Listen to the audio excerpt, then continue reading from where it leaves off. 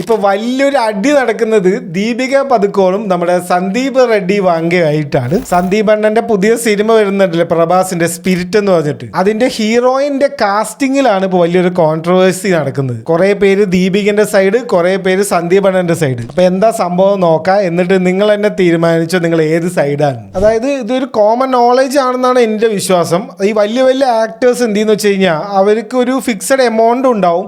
അത് കൂടാതെ ഈ പടത്തിന്റെ ഒരു പ്രോഫിറ്റ് ഷെയർ ഉണ്ടാവുമല്ലോ, ഇത്ര രൂപ കിട്ടിക്കഴിഞ്ഞാൽ ഇത്ര ശതമാനം എനിക്ക് വേണം, 10%, 20% എനിക്ക് വേണം എന്ന് ഡിമാൻഡ് ചെയ്യലുണ്ട്. ചെറിയ ആൾക്കാർക്കൊന്നും അത് കൊടുക്കില്ല, കുറച്ച് ഒരു മാർക്കറ്റ് വാല്യൂ ഉള്ള ആൾക്കാർക്കൊക്കെയാണ് അത് കൊടുക്കുക. ഇപ്പൊ ദീപികന്റെ കൽക്കിയൊക്കെ ഹിറ്റായിട്ട് നിൽക്കുകയാണല്ലോ, അപ്പൊ ചിലപ്പോൾ അതുകൊണ്ടായിരിക്കും ആ ഒരു സംഭവത്തിലാണ് ദീപിക പ്രോഫിറ്റ് ഷെയർ ആവശ്യപ്പെട്ടു എന്നാണ് സന്ദീപിന്റെ PR ടീമുകാർ പറയുന്നത്. ഇത് മൊത്തം ഒരു PR ടീമിന്റെ കളിയാണ് മൊത്തത്തിൽ രണ്ടുപേരുടെയും. അതേപോലെ ദീപിക പദുക്കോണിന് ഇപ്പൊ ഒരു ന്യൂ ബോൺ ബേബിയൊക്കെ ഉണ്ട്. അപ്പൊ അവര് പറയുന്നത് 8 മണിക്കൂറുള്ള ഒരു വർക്കിംഗ് ഷെഡ്യൂൾ ഒരു ദിവസം മാക്സിമം എനിക്ക് വർക്ക് ചെയ്യാൻ പറ്റുള്ളൂ എന്നും ഒരു ഡിമാൻഡ് വെച്ചിട്ടുണ്ട്. പിന്നെ പറയുന്നത് തെലുങ്കിൽ സംസാരിക്കാൻ പറ്റില്ല, അങ്ങനെ എന്തൊക്കെയോ കുറച്ച് കാര്യങ്ങളും കൂടെ പറയുന്നുണ്ട്. അപ്പൊ നമ്മുടെ സന്ദീപ് അണ്ണനും ടീമും വന്നിട്ട് പറഞ്ഞു, ഇത്ര ഡിമാൻഡുള്ള നായകനൊന്നും നമുക്ക് വേണ്ട, ഇറങ്ങിപ്പോന്ന് പറഞ്ഞിട്ട് ദീപികനെ പുറത്താക്കി. ഇപ്പോ സ്പിരിറ്റില് പ്രഭാസിന്റെ ഹീറോയിനായിട്ട് തൃപ്തി ചേച്ചിയാണ് ഉള്ളത്. ഇത് സാധാരണ നടക്കുന്ന ഒരു കാര്യമല്ലേ, ഒരാളെ മാറ്റി വേറെ ആളെ വെക്കും, ഇതൊക്കെ ഇപ്പൊ ഒരു കാര്യമാണോ എന്ന് ചിന്തിക്കും.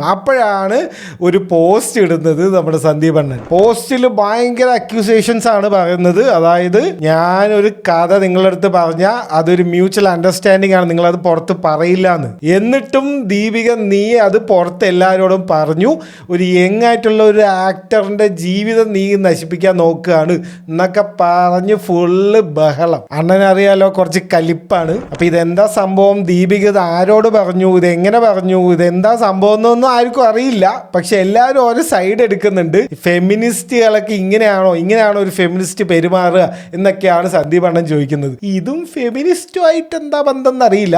ചിലപ്പോൾ ഈ ദീപിക ഇങ്ങനെ ഫെമിനിസ്റ്റ് ഒക്കെ പറഞ്ഞ് മറ്റേ ഗേൾ പവർ ഒക്കെ ആണല്ലോ, ചിലപ്പോൾ അതുകൊണ്ടായിരിക്കും. അപ്പൊ ദീപികന്റെ ടീംസുകാർ പറയുന്നത് ഇതെന്താ അവർക്ക് ആവശ്യപ്പെട്ടൂടെ, ഇതൊക്കെ ഒരു ന്യായമായിട്ടുള്ള കാര്യമില്ലേ, ഇതൊക്കെ കൊടുക്കണം എന്ന് അവർ പറയുന്നുണ്ട്. സന്ദീപ് അണ്ണന്റെ മറ്റേ ടീംസ് പറയുന്നത്, ഈ ടോക്സിക് ടീംസ് ഉണ്ടല്ലോ, അവർ പറയുന്നത് അതെന്താ അങ്ങനെയൊന്നും പറ്റില്ല, നമ്മൾ പറയുന്ന പോലെ അഭിനയിച്ചാൽ മതി, ഇല്ലെങ്കിൽ ഇറങ്ങിപ്പോ, അങ്ങനെയാണ് അവർ പറയുന്നത്. ദീപികന്റെ സ്റ്റേറ്റ്മെന്റോ റിപ്ലൈ ഒന്നും വന്നിട്ടില്ല, അതിനുവേണ്ടി എല്ലാവരും വെയിറ്റിംഗ് ആണ്. അപ്പൊ ഇതൊക്കെ കേട്ടിട്ട് നിങ്ങൾ ആരുടെ സൈഡാണ്?